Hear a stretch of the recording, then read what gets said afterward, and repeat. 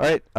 Thanks for coming, guys. My name's Scott Roller, and this will be the ninth part and final part of the masterclass series that I've been doing for the last, I guess, 8 or 9 months. Um, I've kind of gone through everything from fundamentals, shot making, English, kind of walked through the whole gamut of how to play pool. This one's going to be on the mental game and how to practice properly and some drills that you guys can do to help improve your game. So I want to talk a little bit. I covered this a little bit in the first class on pre-shot routine. It's, I think, a distinct thing that I see different that the pros do versus a lot of amateurs. If you watch any kind of matches on YouTube or anything like that, even the pros that play at a very quick pace, that they use, that they've kind of cultivated over the years. A lot of times it's very natural and sort of personal to that player. Um, we've all seen like some of the really fast players like Tony Drago or Machine Gun Lou Butera back in the day, and you watch like Josh Filler and some of these guys. They play at a very fast pace, but that's unique to them. And if you tried to play like that, it probably wouldn't work so well. There's also some players that are very methodical and very kind of slow and deliberate when they play.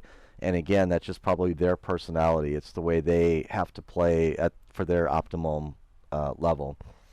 I've played around a lot with my pre-shot routine over the years, so I'm pretty decent at trying to help other people find their natural rhythm and trying to spot things that could be improved. But however you do it, it has to be something that you have some discipline in doing and something that you do on every single shot. We all miss like really easy shots sometimes. I see this a lot where people will shoot a ball like this and they'll take their time or whatever and they'll shoot, and then they come over like this and they just go right down like this and start shooting the next ball. And you want to go through your whole routine on every shot if you can. You can abbreviate it slightly on really easy shots. Some of the pros do that. Some of the pros are super disciplined, and even if it's a simple shot, they take the same exact number of strokes and everything. But, you know, this would be like another good example, right? If I'm sitting like this and I'm closing out the 9-ball game, if I get down here and I take my time and I shoot this ball, I don't want to come over here and just get down and just shoot. I want to step back, take my time, go through all my steps, and then go ahead and shoot that ball in. The pre-shot routine is really a trigger for, it gives your conscious something to do while your subconscious is trying to figure out all the calculations and everything that you need. So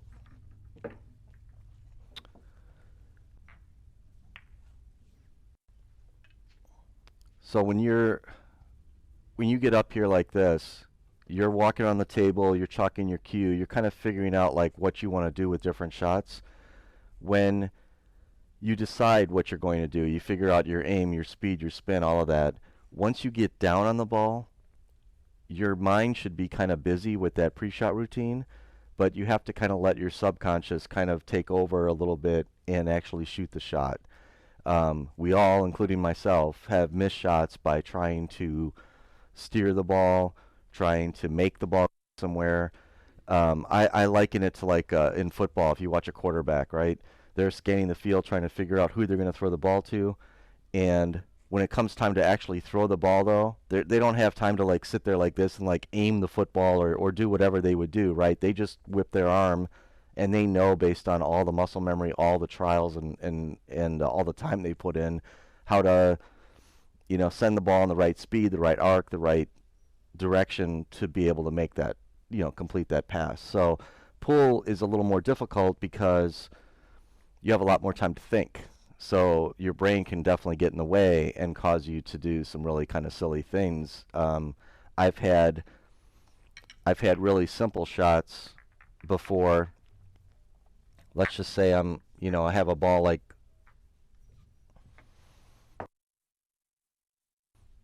I could have a shot like this, and I could even come over here and do the right thing and come over here and walk down and kind of see where my path is and everything to get on the ball. But then when I come back over here, I might get down and I might be looking at the shot and I might try so hard to get exactly to this spot that I end up like being here, or I end up being down there. And so if I try to control the ball so much, it's ironically, it's not going to go. So you have to look at your spot and spend some time up here and just kind of feel it.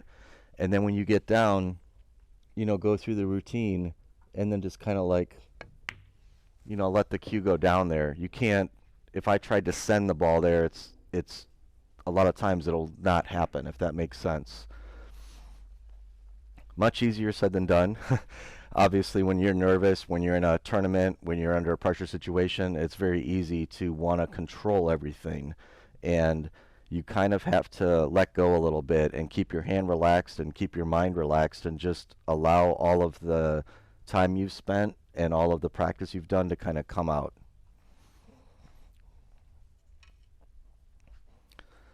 An important part of the pre-shot routine is having a kind of what I call a pre-trigger. So for most people, that's chalking the cue, and that kind of tells you that you're getting ready to execute things. So a lot of times, again, if I'm looking at a shot, let's just say I'm shooting this ball here. If I'm like this and I'm getting ready right here, then that's kind of my ready position. So now I'm ready to execute. So that's where my pre-shot routine starts. So most people, they chalk on every shot, and that's really a good kind of trigger to. It's kind of like in golf, a lot of times, people have like a little waggle with their club or something like that. You need those triggers to kind of just get your brain into a routine where you signal yourself that, okay, you're ready to execute the shot.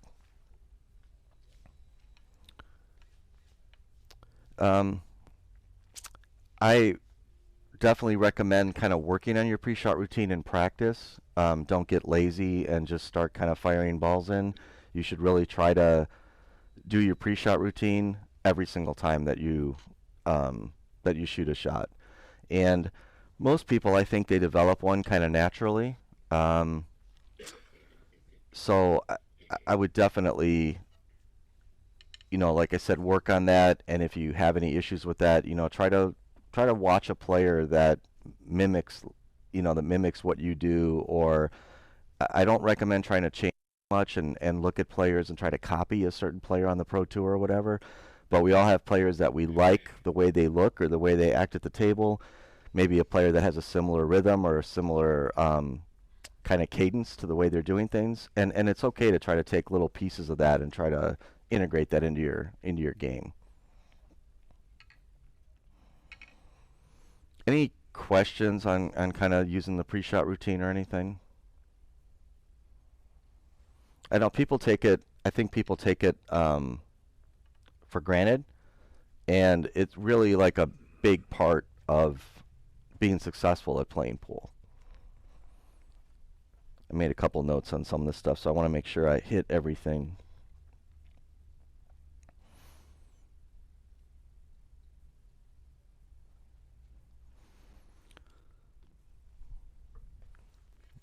So a couple other things, and I'm guilty of this as much as anybody, but if you get down on the shot and you feel uncomfortable, it's pretty much your brain is screaming at you that it's not right. And we've all had shots like that. Let's just say there's kind of a little touchy shot like this, and I get down and I'm sitting here and right away it just doesn't feel right. Try to get up. I'm horrible at it myself. I always have thought of it as a weakness for some reason. I used to watch some players back in the day that would get up and down all the time, and it drove me nuts. But it is not a weakness. If you're doing this, I know it's in league maybe or for fun or whatever, that's fine. But when you are doing this for competition, you need to get back up again. The reason why you're uncomfortable is for a reason. Your subconscious is telling you You're not lined up right. The spin's wrong. The speed's wrong. Something's going to be wrong. So, you know, if you get down like this, you don't want to start moving the tip around. You don't want to start re-aiming the shot when you're down. Just try to have the discipline to get back up. And again, you need to have the discipline in practice, because if you don't do it in practice, you're never going to do it when it comes time to do it in a tournament or in a match. That's something me personally that I'm working on. I find that if I have that feeling and I don't get up, I still might make the shot, but of the shots I miss, there's probably a good percentage of those that I miss as well. And I find that when I get back up, I almost always execute the shot properly, because I've actually had 2 looks at it, sometimes 3 looks at it, and that makes a difference as well. And similarly, if you get distracted by something when you're down on the shot, somebody walks by or some noise happens or whatever, you know, get back up and reassess. Chalk your cue again, walk around the table, go get a drink, whatever it is, just reset. You can't blame something or somebody else because you missed a shot. I mean, you can, but you shouldn't. I personally never do that. If somebody walks by and it catches my eye and I lose focus and I miss the shot, it was my own fault for not getting up and waiting for that person to go by. Yeah. I haven't had to, but I've had players on my team have to play on shot clocks. Practice a routine and say your pre-shot routine takes a certain amount of time, but then you get disrupted like that. Should you practice 2 different kinds? And if you're going to play in tournaments, should you practice a faster pre-shot routine? Okay, good question. So the question was about sometimes having players where they're on shot clocks, which I think can happen in APA sometimes if the person's taking too much time. Normally, we don't have to play in shot clocks unless you're like at the professional level or whatever. So the question was, do you have to practice 2 different routines? I would highly advocate, it's tough for beginners, but I would advocate using a routine that doesn't take that much time. If you really think about it, I am doing all of my aiming and all of my calculations while I'm standing here. So when I get down, my routine should take maybe 3 to 6 seconds. It shouldn't take a long time. Ralph Sakay is probably one of the most famous ones. It takes a long time walking around the table. He walks around the table on almost every shot, but when he gets down, he takes 3 practice strokes and he shoots. So he spends most of his time analyzing and very little time shooting, where other players spend a lot of time down on the table. So it is tough for beginners. I've seen some good players that also play pretty slow, but it's very common with some of the beginning players. They'll spend a lot of time aiming while they're down. And yeah, I don't know what to say as far as speeding up, because really they just have to come to the realization that all that extra time is not going to help make the shot. And it's tough because if they do get put on a shot clock in a tournament or the time is running out on the match, if you all of a sudden have to play at a different rhythm than you're used to, you're just not going to play very well. So I think I remember spending a lot of time when I was younger, when I was learning, and I would sit down on the shot and I'd look back at my arm and I'd be trying to figure everything out and just make everything look the way I saw people shooting on TV or in the books I was reading. And I might take 2 minutes over a shot.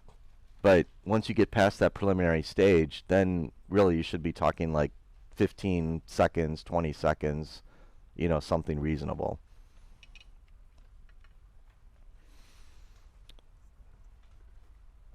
So I want to show there's a million drills out there, especially with YouTube now and everything posted on the internet. You can find drills in many different places.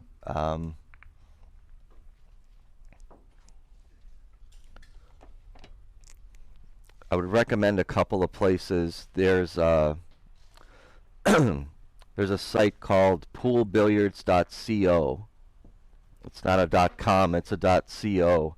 And there's a guy on there that runs that, and they have probably 300 or 400 drills on there, all different skill levels. You can actually search by, if you want a drill to help you work on position player, you want a drill to help you work on shot making, you can filter by that. You can filter by skill level from 1 to 5. And you can pull it up on your phone. You can do it, through your computer, print it out, whatever. I actually have gone on there and done a bunch of the drills. They're nice. They're nice layouts. There's some of the drills. There's videos of people shooting them and giving advice on them. And I want to say it's like $6 or $8 a month, or something like 20 or $30 a year to subscribe to it. And it's a pretty good site if you're interested in doing drills to work on different things. There's also a ton of free resources out there if you look at people on YouTube or look at publications, things that have been posted. This is one of my favorite drills. I have it on my website. I talk through and show it. I'm not going to go in a whole lot of detail today, but it's pretty simple. You set up all 15 balls across the middle of the table. For a beginner, I would put the cue ball maybe a foot away. For our average player, maybe 2 feet away, and if you're a really strong player, maybe 2.5 to 3 feet away. And you basically just line up the ball to be straight into the pocket, and you want to shoot a nice, clean stop shot. And what this does is it helps you work on your pre-shot routine, and it also helps you work on stop shots, which are really important. And most people that do this drill, they hit it too hard. Because a lot of people, they think when they have to stop the ball, they have to somehow punch it or hit it hard. And really, it's more about tip position. It's about hitting the ball just a little below center and just having a nice, smooth stroke. When I do this drill, I try to basically hit the ball the same way I would if I was in a match and I was trying to hit the ball to win, to win the match or whatever. Which means I'm not going to hit it too hard. I'm not going to hit it too soft, just kind of in between. So for instance, again, I'd go through my whole pre-shot routine here.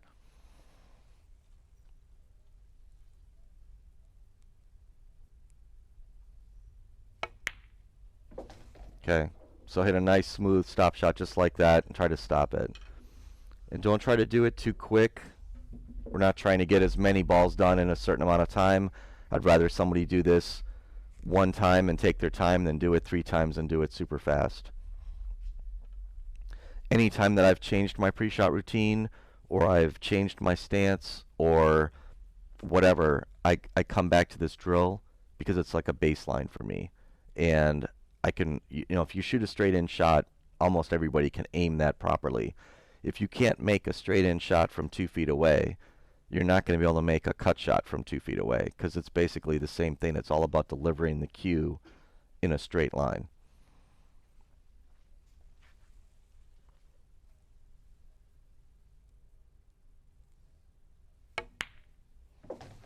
Okay. So a couple things to watch out for. Some people cue the ball a little bit to the right or a little bit to the left, and they're not aware of it. So if I did something like that, it would look something like this, right? You'd see the spin on the cue ball. Sometimes you might even make the ball, depending on the compensations. Some people I've seen, they build in these compensations when they hit the ball a little to the right or a little to the left, so they actually aim differently, and the ball will still go in, but you're not going to get you're not going to get rid of that spin on the ball. The other thing that you can look for is obviously just missing the ball. Do you consistently miss it to the left or the right? And it might be different for left cuts versus right cuts. And that could be a dominant eye problem. It could just be an alignment issue. And then the third thing you can look for is obviously if the cue ball doesn't stop. That means your tip position was too high or too low, or maybe the speed you were using for the tip position you have is the speed was too high or too low. So it's really important to just get this down.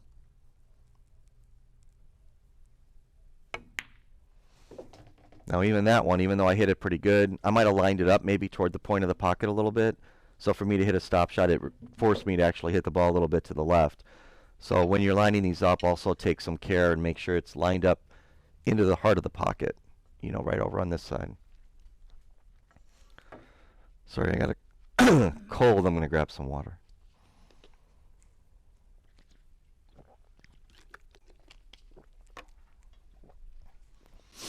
You can also do a few other things with this drill. You can practice follow shots. These are really the hardest, but you don't have to necessarily follow it into the hole, but the goal is to hit it and follow the cue ball down into the pocket. If I don't get into the pocket, I at least want to hit the rail, usually, pretty close toward the pocket. So again, I'm going to make the same exact stroke. I'm just going to put my tip position up about a half a tip to a tip above center. Okay. So I didn't hit that one perfect, but still pretty close. I would be okay with that. Another thing you can do is hit draw shots. Depending on your skill level, you can try to draw the ball back, a foot, draw it back to where you start, or you can draw it all the way back to the end rail. And again, the goal is to try to keep the same rhythm and the same speed and everything.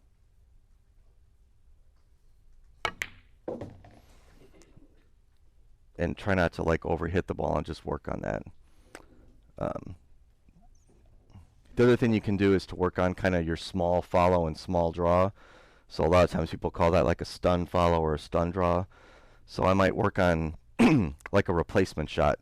So I want the cue ball to hit and actually roll forward like about 2 inches so that it replaces that ball. And that also works on some of your position play concepts. So for this one, I just go up a little bit higher on my tip position. So you can see it just rolled forward like 2 inches. It's not easy, no. And again, without doing the practice, you're not going to understand what you need to do to make the ball do that. And what that does for you is when you're shooting in position, hitting a stop shot's going to follow down the tangent line. Hitting that type of shot actually follows a little bit forward of the tangent line, but it's not quite a follow. So it allows you to access different parts of the rail without having to, well, the side spin's not going to matter. But so in other words, if I have a shot like this, if I hit it, if the tangent line's coming down this way and the follow line lands here, well, if I want to hit the rail somewhere over here, that's where that stun follow comes into play. And you have to, that's just something you build up over time, and you have to kind of feel that. And you may have to hit that part of the rail versus this part of the rail, depending on other balls in the table or how you're trying to maneuver around. So, and similarly, you can also do the same thing. Messed up my line now. You can also do the same thing with draw, just trying to hit the ball and draw it back like, say, 2 inches. And again, that's just, again, hitting that same speed and just a little slightly below center. So even that one I drew back a little bit too far. So, but you can see if you rush it, if you don't take your time, you need to take your time, go through the whole line and really practice.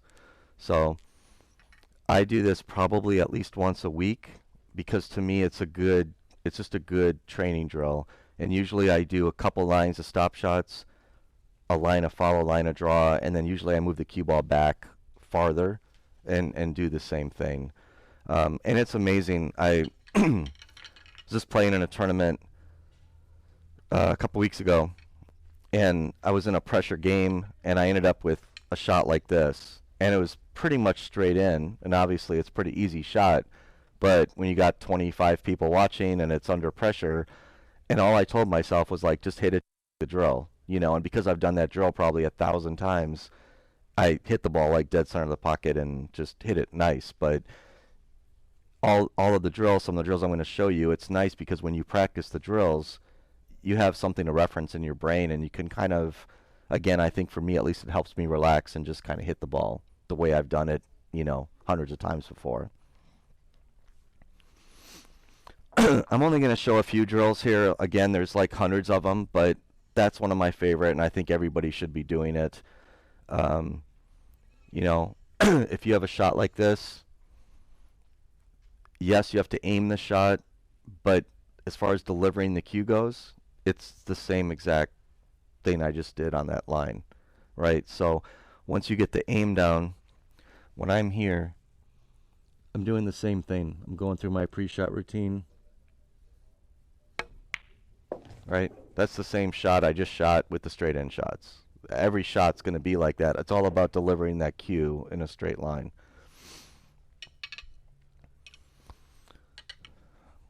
There's a couple other I guess I'd call them kind of standard drills. You see them pop up a lot of different places. I was just working with somebody on this yesterday. Um, they work, they really work on kind of common position patterns.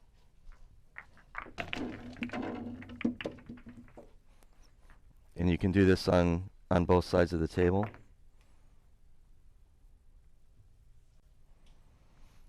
So you can basically start from the balls that are near the rail, and you want to alternate. So you want to hit that one, and then play position on this one, and then the middle balls, and then the balls that are in the center.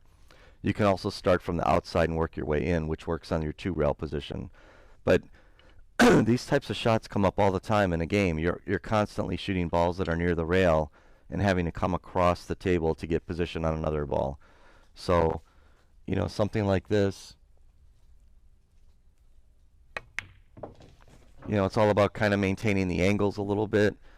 So I got a little straight on that ball.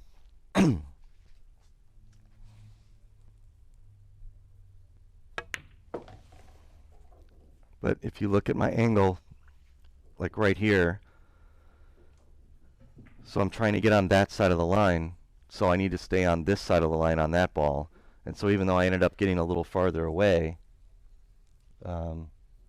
it's all about maintaining those angles. Right? So now I'm on the proper side. This is my next shot, and I need to get down on the 6. So when you're doing the drill with only 3 balls, you have a little more leeway to move around the table.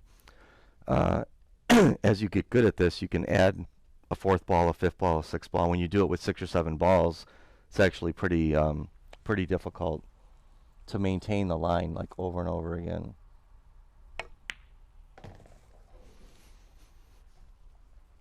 So again, this is something that I would do pretty frequently when I was learning, just to practice on those shots. So if you can do this like this, that, you know, easily like that with 3 balls, like, again, try it with 4, try it with 5, and you'll see the value in having to stay on the proper line the whole time. I guess I should make this one.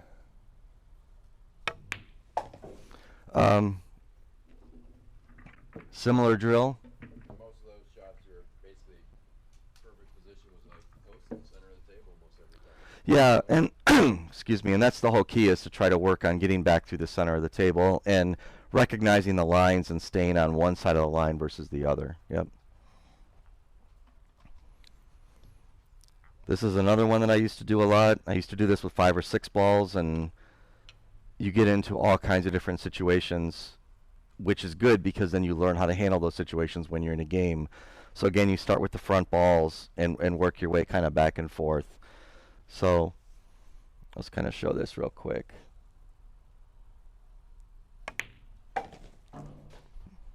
So again, you see the value in trying to not get straight in. I actually got perfectly straight in on that ball. But it'll teach you to kind of like stay above it or get below it. And then when you do get straight in, it'll teach you how to kind of get back on the ball.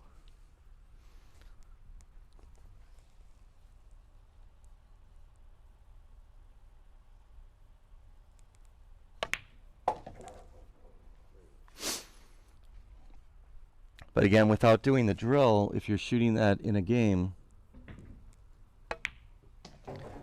you know, you won't, if you see it in a game once and then you don't, you know what I mean, if you don't execute it properly, you only get that one shot at it. When you're doing the drill, you have the luxury of being able to do it over and over again and trying to figure it out. So, and this shot is another one. How many times I've done this, and you end up perfectly straight in on this ball, and it's hard to get back down again. So,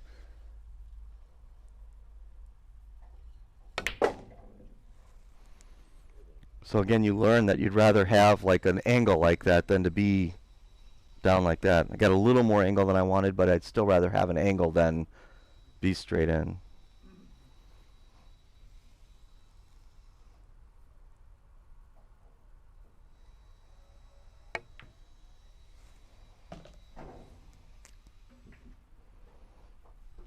Might not be good.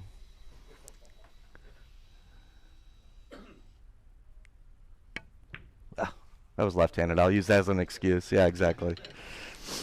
But you can see, again, I used to do this a lot.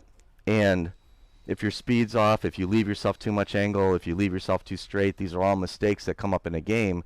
Now, in a game, you have the luxury of playing safe or making some other choices. But it really just helps you work on your speed control and everything. So Scott, you're not trying to get the cue ball in a certain spot each time. It sounds like you're trying to get the cue ball to that next ball down the other end of the table. Sometimes you may be more angled than another time, so that's part of the drill is getting on that ball down to the table. Exactly, and you're going to end up in like all kinds of different positions. So you learn what you like to shoot and what you don't like to shoot, and then when you're in a game, you can kind of pay attention to that a little bit more and do that. There's also, sorry. Those last two are basically on the iPad, right?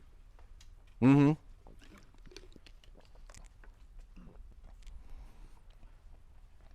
There's also just a huge value in isolating skills and isolating certain shots, right? So again, if you wait till a shot comes up in a match, you're never going to get very good at it. But if you practice it separately, then you can turn it into a big asset for your game, right? There's tons of drills like this. It doesn't even matter what the drill is per se, but I remember one, I think Bert Kinister or Joe Tucker had it on there, like 20 shots to do for their workout. And it would be something like this, and the next ball would be like, say, here. And so they're basically trying to go 2 rails with inside English and land like kind of in this triangle over here. And you can put ideal position is, something like that. You know, and grab 5 or 10 balls. And I'm not even a big advocate of like using the stickers on these types of shots and making it the exact same shot every time. I kind of like having it be similar, but not exact. So, you know, on a shot like this, you just try to get back up into that area. Right? So I'm trying to get like into this triangle area over here. So I hit that one pretty decent. So the next time I set the ball up, it doesn't have to be the exact same shot. I just kind of put them down in a similar way. And that way I have to go through my routine the whole time and aim it. Right? So you can see I've probably done that a few times over the years, but those types of shots come up all the time. And if you can't hit it with inside English, or you don't have the right speed or pace or whatever to get up there, you need to practice it just over and over and over. If you do it for a little bit and you're not getting it, then, you know, go on to something else and come back to it the next time. There's a lot of shots that I've learned over the years, some difficult shots that I did by spending 5 minutes or 10 minutes every time I practiced, and it might have taken me a couple of weeks to master the skill. If you try to do it all at once, it's probably not going to be, it's going to be frustrating and you're going to get tired. There's also some nice, there's a whole bunch of, I guess what I would call endless drills that are out there. You know, one of them, you could put a ball here on the spot, put another ball on the spot.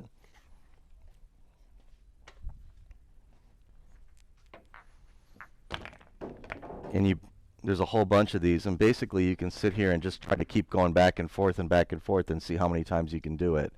So again, just, I'm rushing a little bit here.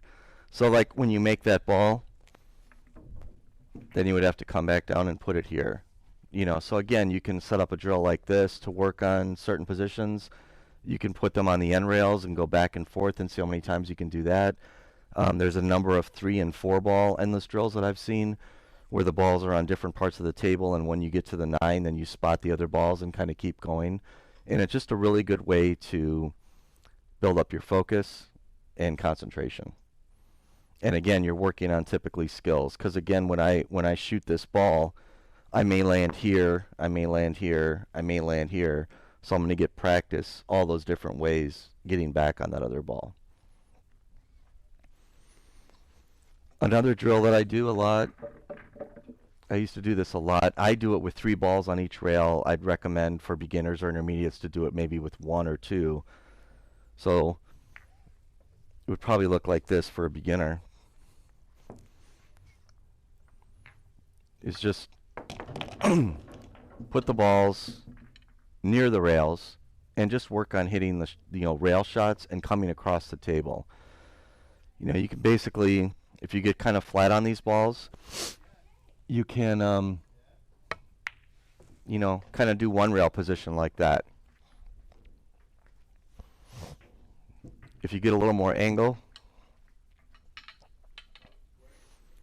then you can kind of end up working on your two rail position.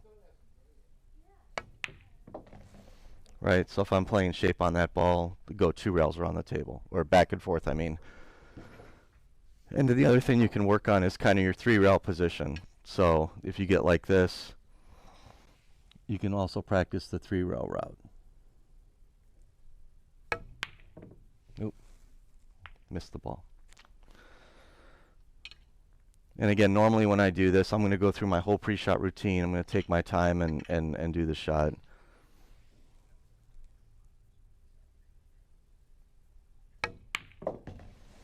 Okay. So again, kind of three different ways to get on that ball, but it really helps you work on your rail shots and hitting them clean down the rail, especially on these like professionally cut tables. You usually don't have the luxury of hitting the rail like in here and balls not go in. You usually have to hit it pretty clean. So like I said, what I usually do is I'll put balls by all the diamonds. And I'll just kind of scatter them. I don't try to get them perfect, because I want every shot to be a little different. Some of them I might freeze on the rail, something like that. And I always start in the center of the table. And for me, on my first four shots, I try to go in between. I try to go in between the balls to really get precise, like with my position. So like something like this, I'll try to come off of this rail and land over here. And I try to do the whole drill without touching another ball.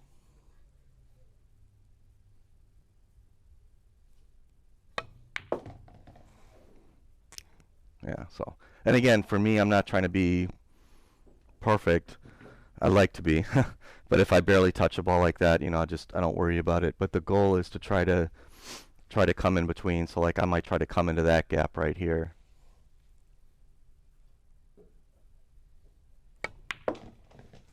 So again, it's not bad, but that's what I'm working on, is trying to be very precise.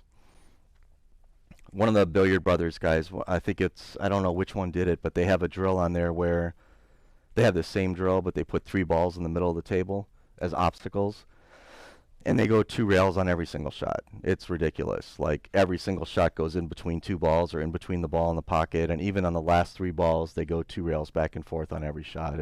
I could be doing that for a long time to be able to try to do that. But I used to do this a lot because when I moved down here, there was a lot more humidity on the tables. The diamond tables, the Olhausen tables are a lot more finicky about the pockets. And I got frustrated kind of hanging a lot of balls up in the corner. And so I just kind of came up with this as a way to practice those rail shots and just, really hitting the ball clean down the rail.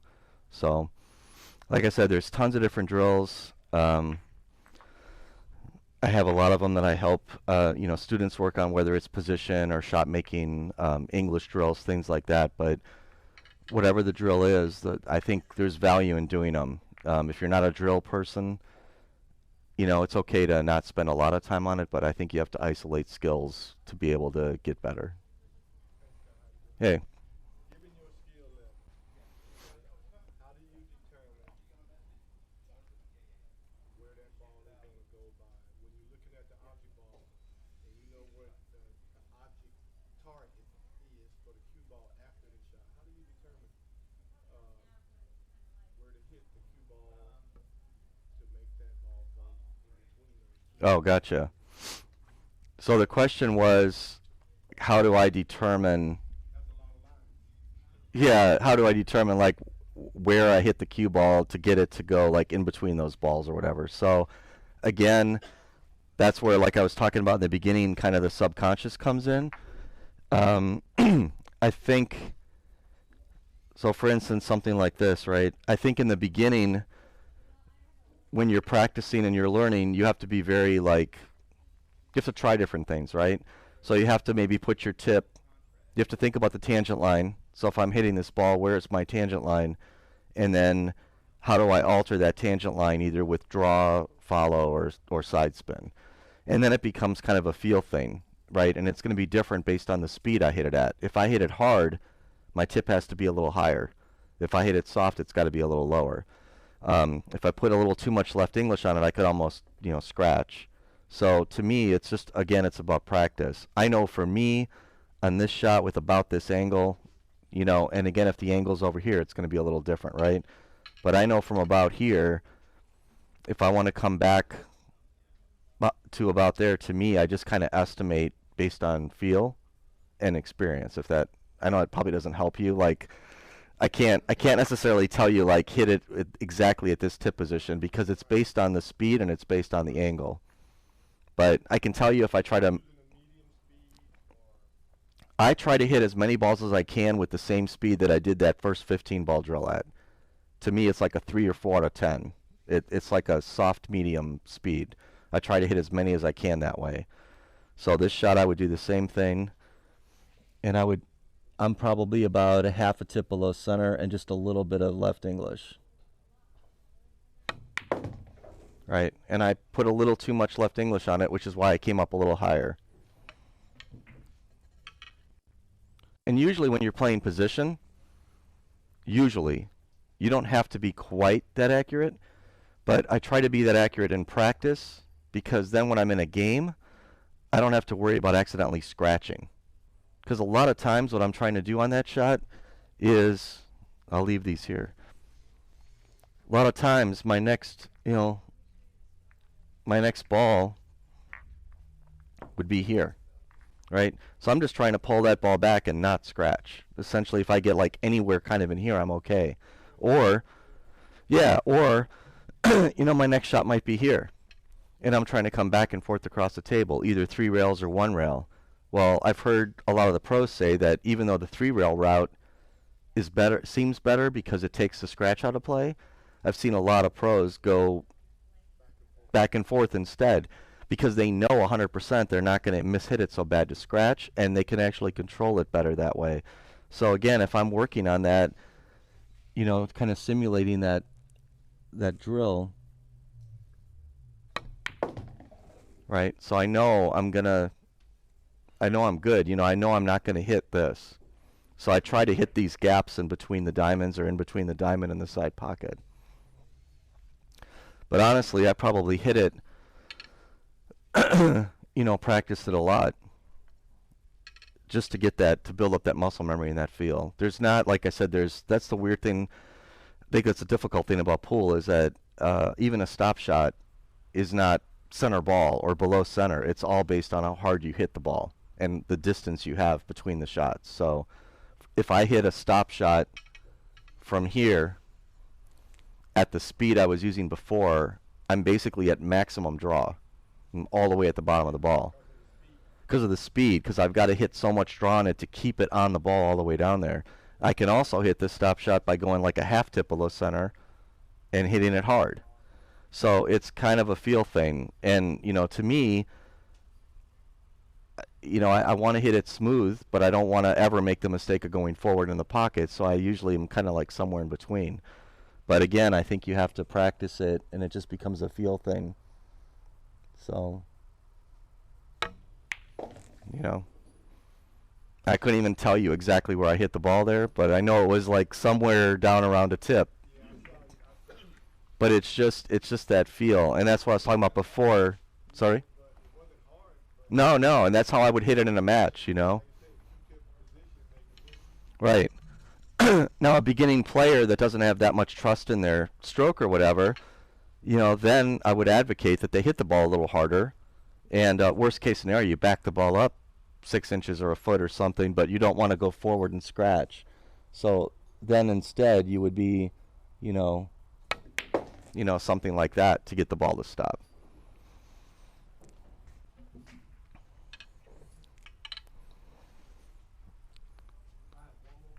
Yes, sir. Your feet. How important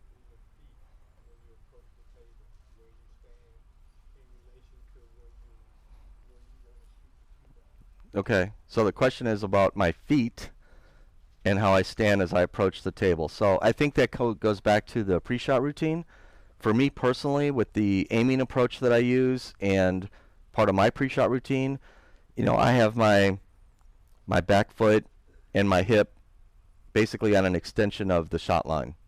So if this is my shot line right here, I'm basically already standing with my foot and my hip kind of on that line. And I'm leaned over a little bit as well, so my head's on that line. Everyone's a little bit different. Some people step into the line, but I think one universal thing that I see a lot of beginning and intermediate players do that the pros never do is their head, their eyes are on that line the whole way down. You don't ever see them start off like over here and magically like end up on the shot line.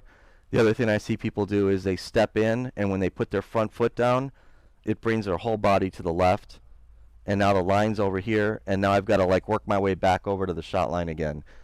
It's kind of weird, but when you're a pool player, you either have to stand a little diagonally so that your head's on the line, or you have to kind of lean over a little bit so I can almost like lift my foot up, and you have to keep that head on the line the whole way down.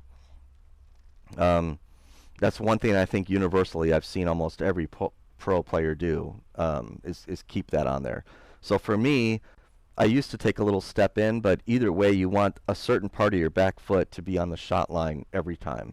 It's all about consistency. So to me, if I'm standing here and I envision my shot line, I have to design my routine in a way that it wraps my body around that shot line and lets me get my stick on the line that my eyes are seeing. And that's a little individual for everybody, but if I can see the line, and then I have a routine where I get down and put my stick on the line and everything's nice and straight, then I'm going to make a lot of balls that way. If that makes sense.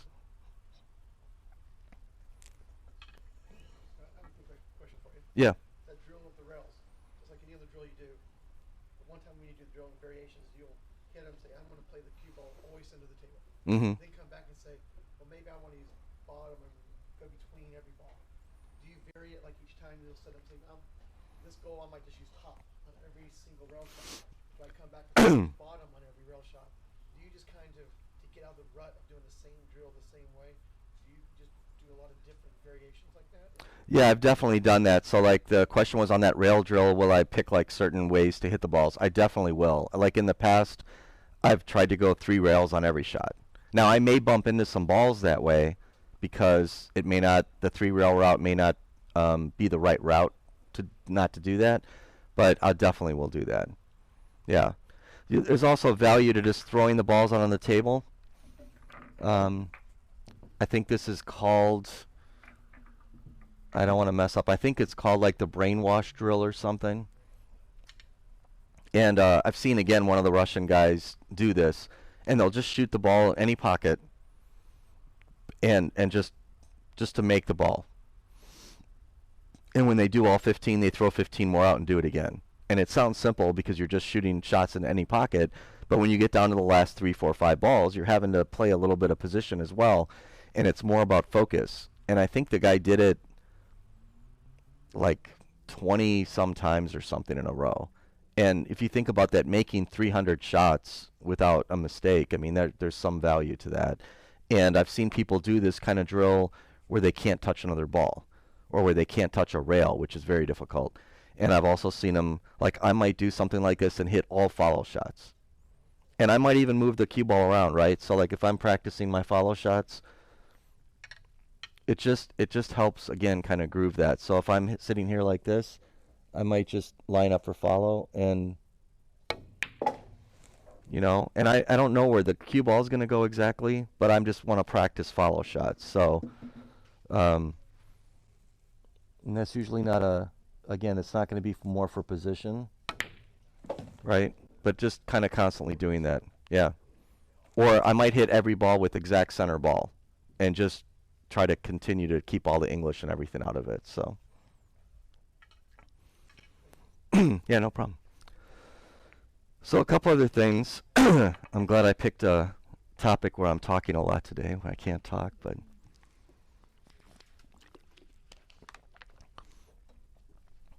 So I wanted to just talk a little bit about, I guess, some things that I see people do a lot with their mental games, and I'm not going to get into like a lot of it. If you guys really want to work on mental aspect of pool, there's a couple really good books I would recommend. I'm not real big into this kind of stuff. I probably should be, and I actually just bought a book recently because I think the the better you get in pool or golf or tennis or any sport, the more the mental game becomes a big part of it. Everybody at the pro level can pretty much execute all the shots. It becomes who can do it more consistently, who can do it under pressure. So there's a couple of pool-specific books. There's Pleasures of Small Motions. I forget who wrote it. It's a very good book. Phil Capel has a good book on the mental game that's got a lot of good insight in it. And the book I just bought recently was The Inner Game of Tennis, which I read a long time ago playing tennis. But even though there's tennis-specific examples in there, it's very applicable to pool. And it talks a lot about the conscious versus subconscious and all that kind of thing. Things I see people doing, and it drives me a little nuts, but not too much, is I always hear people talking about the rolls. And I was just going to give my personal opinion on that since we're talking about some things like that. I see people all the time, they will just kind of do a quick example, right?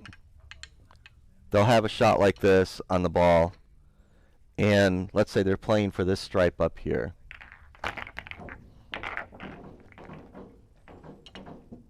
Right? And I'll see them like this. I don't know if I can do this right now, but okay. I'll see them hit the ball, and they'll land there, or they'll scratch.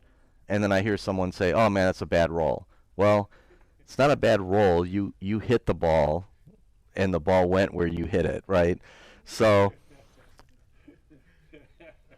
you know, it's just one of those built-in excuses I think a lot of people have. And I don't know how many pool players want to tell you the stories, and I'm guilty of it sometimes too. They want to tell you the story about the time they lost, or you can't believe this lucky shot the guy did, or whatever. But I don't really believe in rolls. Now, there's certainly times where a guy has a jump shot and he jumps the ball and hits it great and scratches, or you know, there was a guy in the Whirlpool Masters or whatever that just took place a little while ago, and the guy like jacked up and hit this force follow shot, and it was perfect, and he came around the table and he got hooked by a quarter inch on a ball. I get that it's unfortunate and it sucks, but again, you hit the ball the way you hit it, and it is what it is. So anytime I heard somebody one time say they were complaining about losing a match, and they said, "Oh, the guy got all the rolls." I'm like, "What happened?" And they're like, "Well, I had ball in hand and I got to the 7 and I scratched." Well, that's not a roll. Like, your opponent didn't get lucky. You kind of screwed up, you know? So I guess from other sports I've played or whatever, I almost never get mad at my opponent. I don't really care what they did. If they got lucky, if they missed and left me hooked, I'm still happy to come to the table. I don't care how they missed or what happened. Yes, it can be frustrating if it happens, you know, 5 or 10 times in a match, but those things even out over time. So when you're playing a race to 5 or a race to 7, yeah, it can have a little bit of an impact sometimes. But I've personally never lost a match because of one lucky shot. It's the other 20 mistakes I made and that one lucky shot, right? So it's just kind of a way to get your mind focused more on your play and what you're doing, and don't worry so much about what your opponent's doing.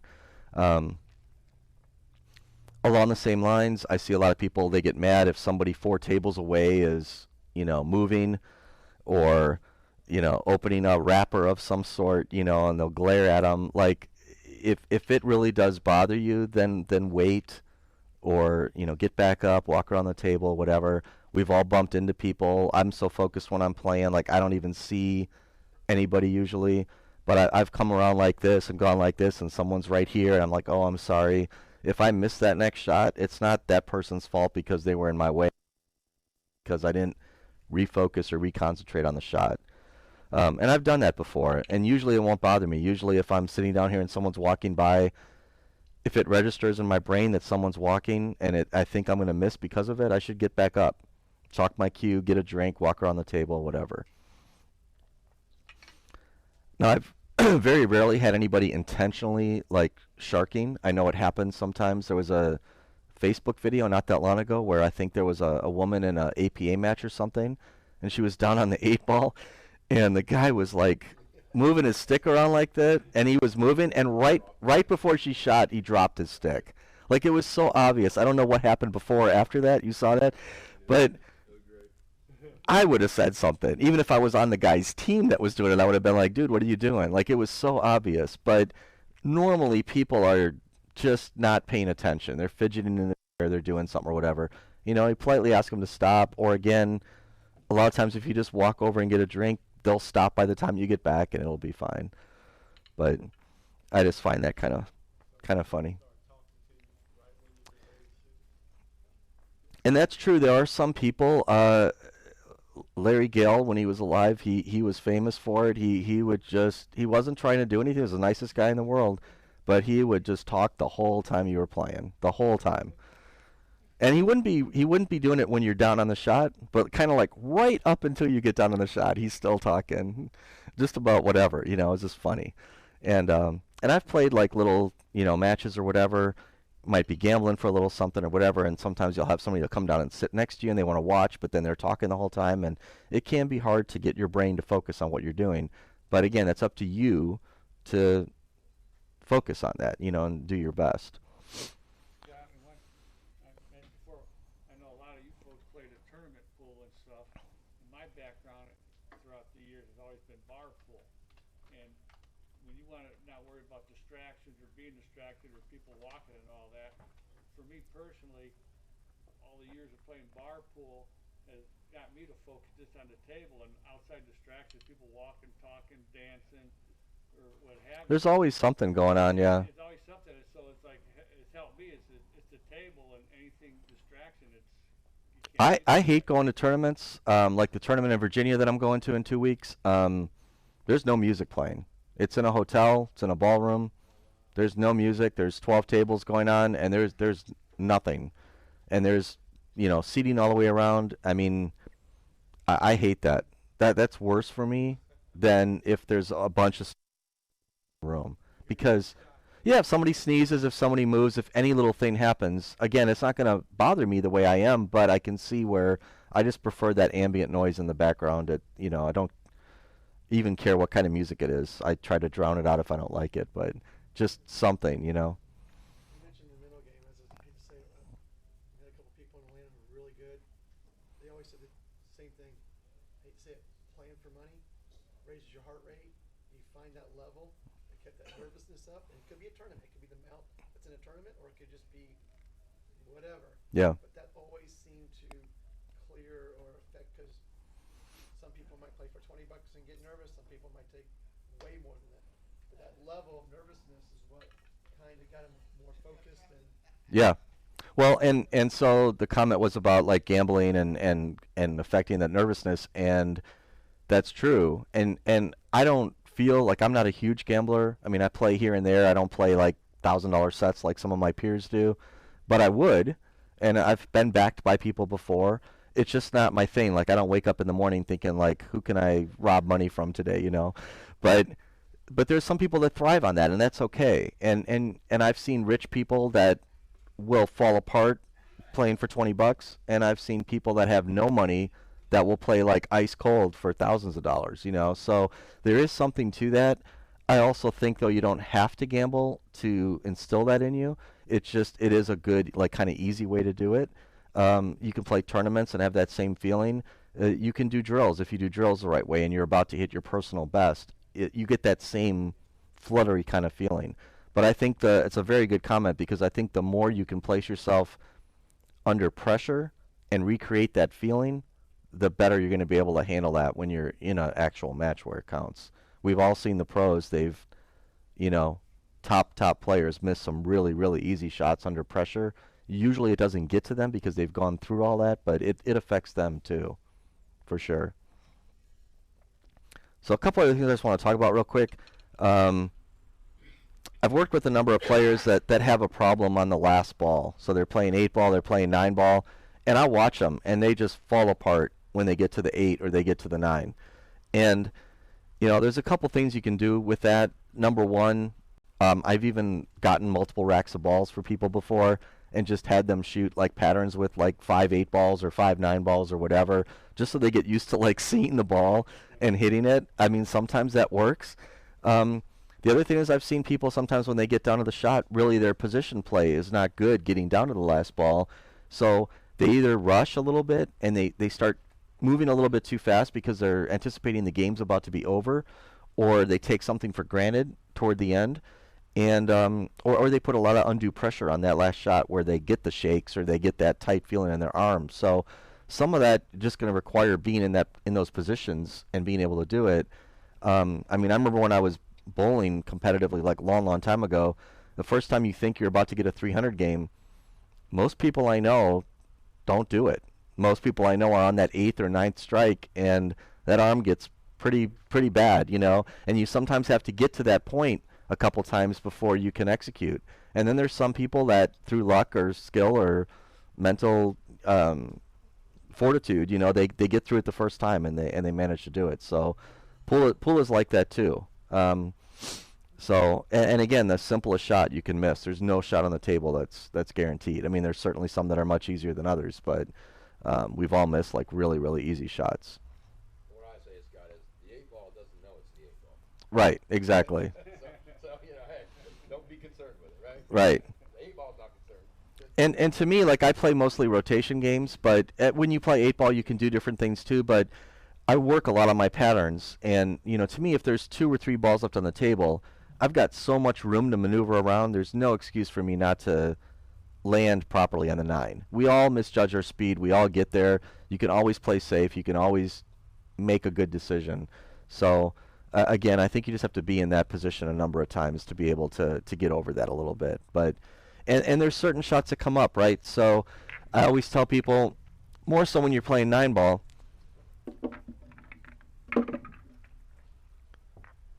usually it's down by the spot, right? A lot of times when you break, the 9 ends up there. We all have gone 2 rails around the table and landed like that, right? Everybody. We've all tried to come 2 rails off the table like this and landed here, right? So if you know you're going to be shooting those shots, practice them. You know, this shot, like, to get down and shoot this, I think I shoot that shot all day long because I've probably hit it hundreds of times because I know I'm going to be faced with a shot like that fairly often. And the same thing with this shot. It used to drive me nuts when, you know, I missed this shot sometimes and I'd be like this. I mean, nobody wants to shoot that shot, but you have to practice it from different angles or whatever so that you realize, yeah, it's not a 95% shot, but you can at least understand how to hit it to, you know, counteract the collision-induced throw, to not scratch, all those things. And at that point, when you can tell yourself, I've done this 100 times in practice. Yeah. This is another practice. I mean, we're human, right? So when you get down on the 9 ball like that, if it's to win a match, to win a game, whatever, you have to get through that. You have to just go through that routine. It's like a golfer hitting a putt. You know, it doesn't matter if the putt's to win the U.S. Open or if it's just on your local, you know, practice round. You have to go through that same routine, and you have to kind of keep your mind occupied with that routine so that your mind's not occupied with the importance of the occasion, because then you're going to steer, flinch, you know, all kinds of things. So, I mean, you saw, like, love him to death, but like Alex Pegulayan, like a year or two ago, in that 9 ball he missed, I mean, you could just see his everything just broke down. And it's not like him, but it happens, right? So, the only other thing I was going to talk about real quick, and this is kind of a little bit of an unusual thing, but it's something I know that I've encountered and I've seen other people struggle with too, is I see a lot of people that they're kind of improving, and they seem like they should play maybe a little better than they do, but I think some people get very comfortable playing at a certain skill level or playing in a certain room. And there is like a little bit of a mental thing to that. They talk about it in some of these books where you get comfortable in your surroundings, and it's kind of hard to break through that barrier and get better, because you feel like once you get a little better, then people are going to expect you to play a little better. And there's going to be these extra expectations on you to always perform at that level. So it's kind of an unusual thing. I remember reading in one of the mental books, it's true. I see a lot of people that they stay in the same pool room all the time because they know they're one of the top, you know, players in that room, and they don't venture out to other rooms because they know it's kind of a little bit different out there. And APA, it's kind of the same way. You might be like a 5, and it might be a little scary sometimes to like get raised up to it, accept the challenge, and just sort of rise to the occasion and realize that you do belong there, and not not worry about it. I see a lot of players that they don't like playing lower ranked players, or they get nervous playing higher ranked players, and you just have to play your game. I mean, there's a handicapping system in place. It may not be perfect, but I've seen low ranks beat high ranks and all the time. So it's nothing to get nervous about.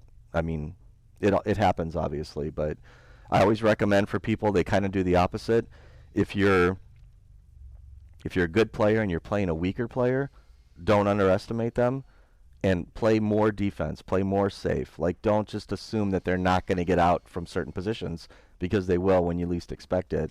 And then if you're a worse player and you're playing a better player, take a few more chances. Try to seize different opportunities and try to win the match that way, because if you just try to go kind of toe to toe with that person, you're probably gonna lose. So you have to take a few more risks and a few more chances that way. So any other questions on this stuff? Again, it's kind of a complex topic. Like I said, it's something I'm even struggling with right now. The better you play, the break becomes much more important, and the mental game becomes much more important. Like, everybody kind of knows how to play the patterns and do things, but it's having that consistency, that focus. I work a lot on my pre-shot routine. I want to be doing the same thing every single time, not rushing around the table, not taking shots for granted, and just staying focused. All right, well, thanks everybody for coming. I'll be here for a couple hours if you guys want to talk about anything or see any drills or anything like that, and see you all next month.